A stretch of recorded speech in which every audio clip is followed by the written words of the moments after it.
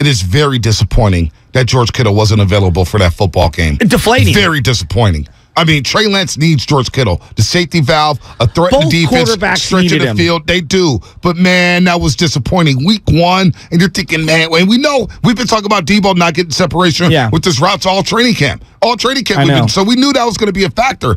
And the fact that Brandon Ayuk, can I get more than 2 targets? I keep going back to this. Brandon Ayuk looked amazing on the jet sweep. Why is that? The crossing route, I don't know. Is that pass protection? Is that Trey Lance? Is that coverage from the other team? It's a little bit of pass protection. It's a little bit of pass protection. It's a little bit of Trey Lance, maybe. I don't know. So, that's why Baldy. Listen. That's why Baldy's going to be on the show tomorrow at 7:30 to explain this stuff. Because I'm not going to go. I'm not going to go to the all 22 and say, "Well, Trey Lance should have thrown there." I'm not playing that quarterback this year. I'm not doing that. When I watch the other great wide receivers, right, and I don't think Ayuk's in this category yet, but like Justin Jefferson, Devontae Adams, they're open all day, and everyone knows that they need to be stopped, and everyone's trying to cover them, and yet you continue to force feed those guys. Right. But it felt like they were trying to force feed Debo to get him involved. So many wide receiver screens to Debo Samuel. So many jet sweeps. I was not impressed with Debo Samuel yesterday. I told you he was running with the running backs when I went to practice. And then when he lined up as a wide receiver, he got 0 separation. Right. And listen. Everybody's getting on me, so now you want to keep Jimmy Garoppolo. Listen to what I'm saying, folks. Listen to what I'm saying. If Trey Lance is going to run the ball like that 13 times, and he's going to take those type of shots, well, you know what? He's not going to last in the NFL too long. He's not going to last. Keep Jimmy on the team for now. Don't let Jimmy go anywhere because you may need him at some point with the way Trey Lance was running yesterday getting popped. That's I can't get over Drake Greenlaw. I'm looking at something just popped up. I just can't get over Drake Greenlaw's performance. It does feel like when this team loses games, it feels like a team-wide implosion. And that is the area that scares me the most.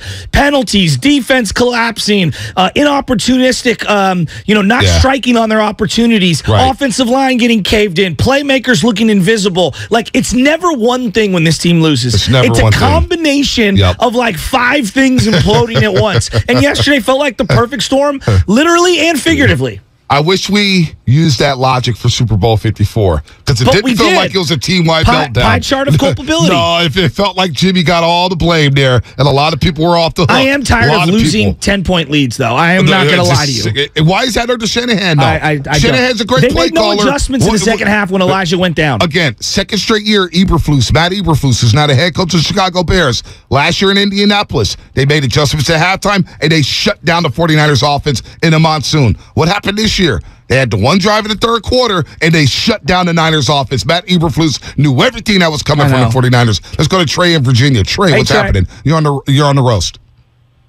What's going on, gentlemen? How y'all doing, man? Things are a lot different than 2 weeks ago, man. We thought we was going to run the score up on them, but couldn't have anticipated the weather. But let me tell you something that I'm very disappointed in. The coaching. This is disrespectful.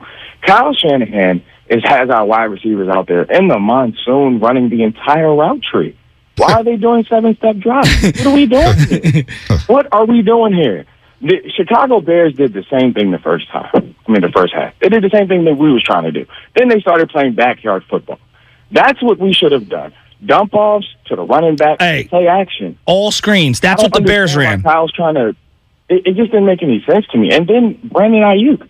You say you don't know what's going on with him. What's really going on with him is that they don't play him in the slot enough. They don't move him around. That's a good point. He's always outside, predictable. That's a good point. Where is he going to be? On the left-hand side every time. So it's very disappointing to me.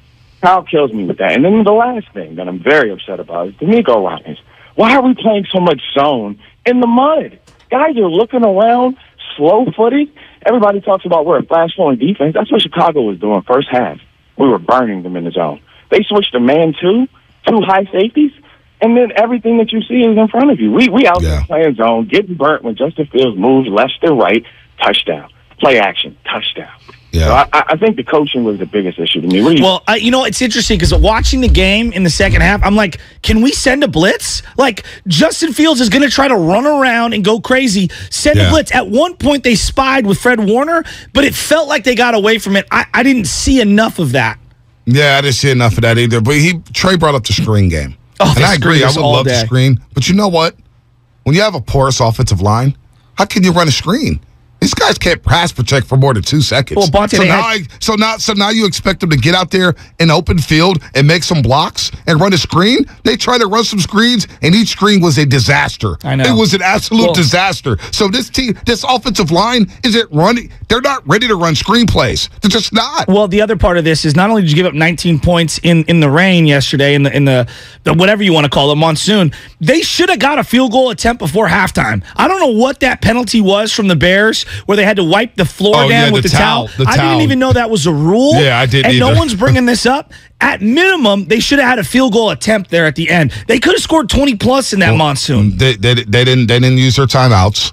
I thought the lack of urgency, especially in the fourth quarter, there was no hurry up. The one time they went to the up tempo, which got things kickstarted, yes. did a couple no huddle plays, and I was like, man, this is great. Up tempo, you got some speed up. Let's go. Because in the preseason game 2 years ago against the Chargers, they ran some no-huddle on that 2-minute drill with Trey Lance, and he looked dynamic. He went, 75 yards in 45 seconds? And I was like, wow, this guy can run the no-huddle.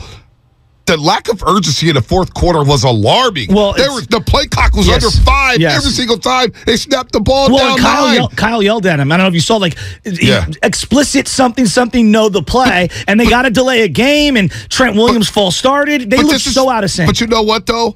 The delay game, lack of urgency on offense has been a staple under Kyle Shanahan. Shanahan's a good coach. But Trey's got to pick it up. But how many times do we see Jimmy play clock's running down to 2-1, you got to burn a timeout? They did that during the Harbaugh era, every single season with Shanahan. So it's a trend that happens with Shanahan, the lack of urgency, the hurry-up offense. With you there. They're lining up in the huddle. I'm like, let's go. It's 6 minutes to go, and you're down 9 points. And what not only that, the field is choppy. I want to go to the end of the half. The Bears get the penalty. They punt it to you. You hand the ball off to Debo. He gets a big run, I think a 26-yard run, and you're in position to maybe get a field goal attempt.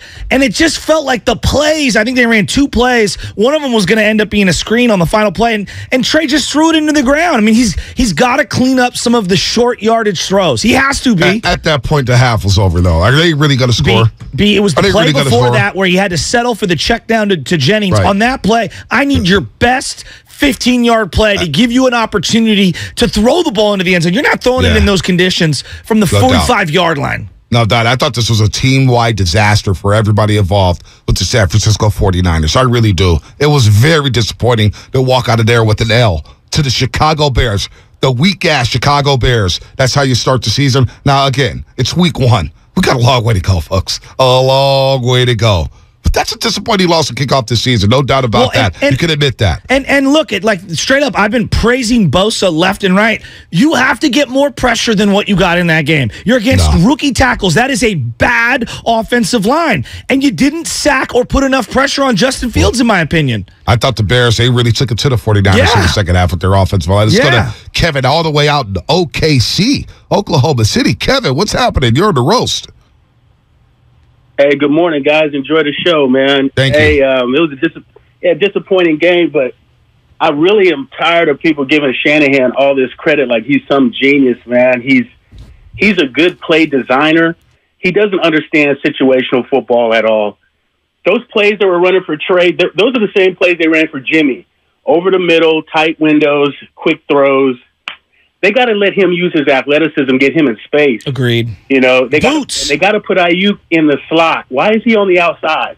Yeah, I agree. Don't understand what they call it yesterday. Listen, red zone, Bonte. Chesky, go ahead, Chesky. Red zone, Bonte. I'm screaming, boot, boot, boot, boot, boot. They don't go to it once. Well, I got to say, though, in the red zone, there's so many little things that happen in the football game, especially on specific plays. I'm going to highlight the second down play in the red zone. All right, in the red zone, Bears goal score is 10-7. Or excuse me, it's 7-0 Niners. Yeah. All right, it's 2nd and 2 at the Bears 2-yard line.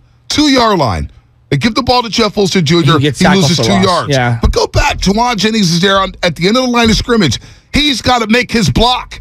Brisker comes in, Jaquan Brisker, the strong safety, comes in untouched and stuffs Jeff Wilson Jr. You have to pay attention to details. Little things like that. Jeff Wilson should not have been stuffed for a 2-yard loss. Should have been walked into the end zone on that play, and you miss a block there. So situational football, execution. That's a good point. Juwan Jennings has been in the system for years. He's got to execute there. I think he just got a 2-year extension. 2-year extension. Execute. Make the block. And by the way, Jawad Jennings, I heard all training camp he was dropping passes, didn't look good. Well, damn it, he had 6 targets yesterday. He looked good, actually, I thought, yesterday. Looked good yesterday. On a team that needed playmakers, it felt like he was one of the few guys that made 2 tough catches. But contested. This is what Trey in Virginia's talking about. This is what our last caller's talking about. Brandon Ayuk is out there. Yeah, move him around.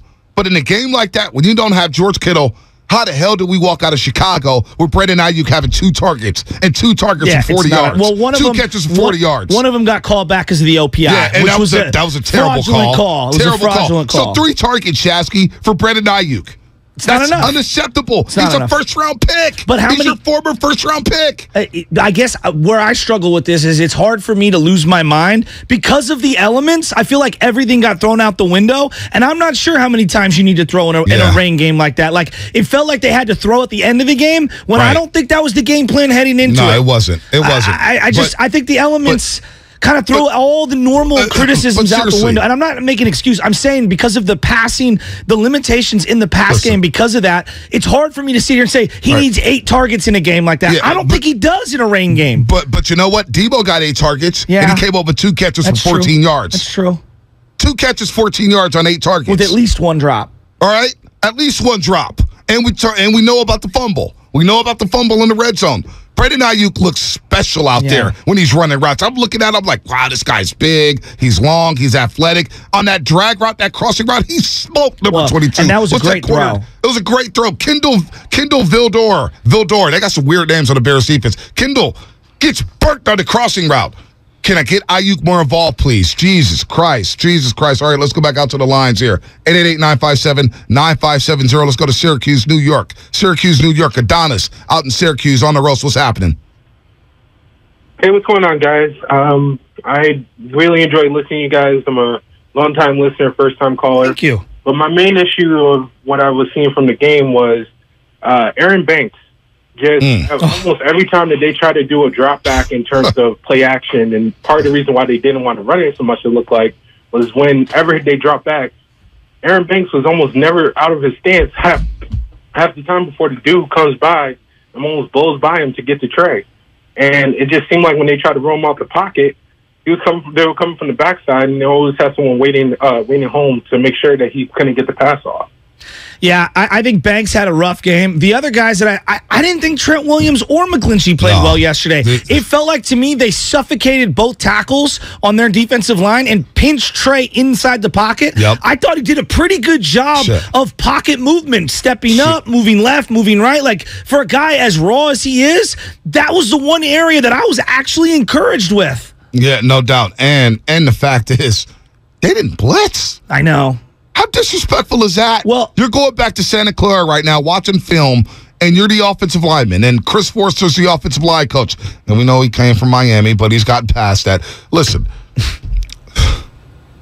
you go back there and watch that film and say, man, we got so much pressure on Trey Lance, and we didn't even blitz. And now Pete Carroll's going to see that film. And now, who's the Denver coach? And Nathaniel Hackett's going to see that film. And all of a sudden, you play the Rams and Sean McVay, Raheem Morrison saying, we don't even need to blitz against this team.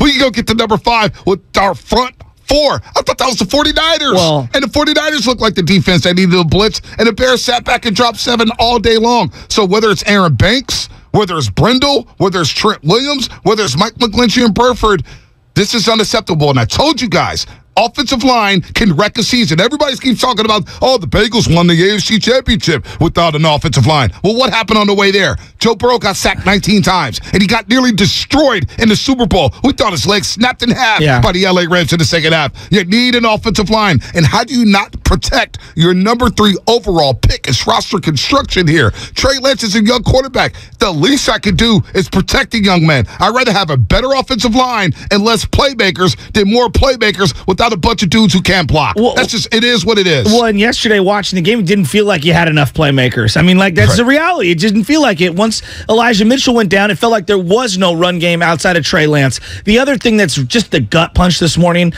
if you win this game, it's a team that you should beat, right? Oh, my right? gosh. And you look at the rest of the division, Kansas City thumps up on Arizona, the Rams lose, you got Broncos tonight against Seattle. Like, you're sitting here and you're feeling a lot better about the Niners, no matter how they win yesterday, if they could have pulled out a win. And instead, you lose to a team that it feels like everyone else on the schedule would have beaten. Dude, even Bear fans, Shasky, in the entire first half are saying, well, you guys should be beating us. We suck. This is for Bear fans.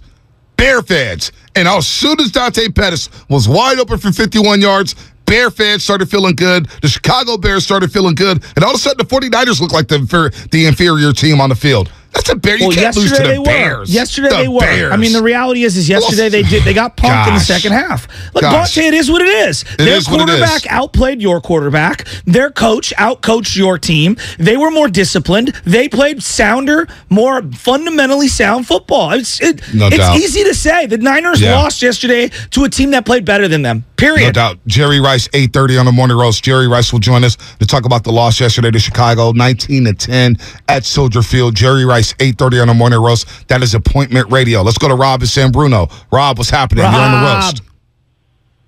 What's going on, fellas? First off, I think Kyle Shanahan needs to throw away the Jimmy Garoppolo, Nick Mullins playbook. Look, man, when they put the lineups out and I seen Gray not in the game, I knew we became predictable. We have guys who can stretch the field. We even test their corners. We let them sit back and play coverage, which is crazy. You playing coverage on a rookie quarterback, which is crazy. But anyways, they didn't stretch the field. I think the defense knew what they was going to do. They came out, they ran all that Debo nonsense. Stop. We don't need to run that no more. Like, allow your playmakers to go out there and make plays. Warren Jennings made plays.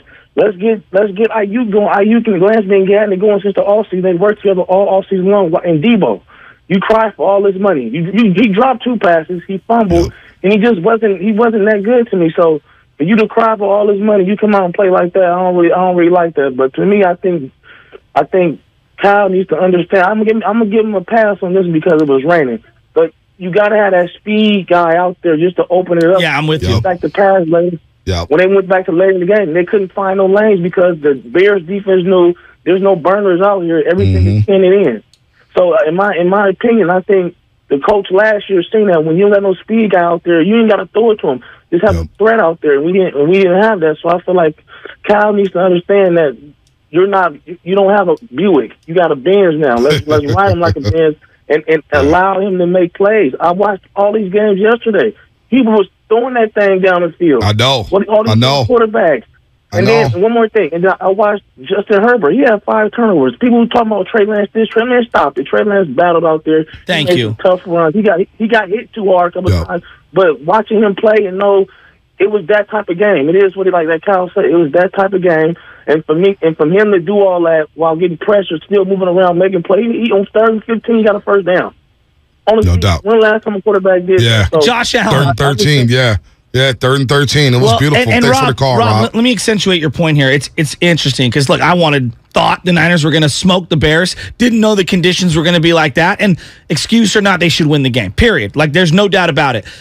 That being said, we all, as 49er fans, and people cover, we're going to be patient. It literally took one loss to the Bears this weekend for 49ers heads to explode. Jimmy G, Trey Lance, the head coach. Hold on, Shasky. I give the callers credit this morning. I haven't heard one caller come in and say they should have played Jimmy Garoppolo. Well, you know that's I've a narrative. heard a lot of support. I've heard a lot but you know what? NFL That's the on casuals. America. I know, but last night on NFL on America, Chris Sims, Florio, the first thing they said, well, you have a guy at quarterback who led you to the NFC Championship game last year, and Jimmy Garoppolo sitting on the sidelines. So you know it's going to be a national narrative. No doubt. It's going to be a narrative all season long. But you know what? Credit to the callers this morning. They haven't come in here and said, they're very smart. Play number 10. They understand the football game. They know what they're watching. Anybody who watches said, "Oh, Jimmy would have won it."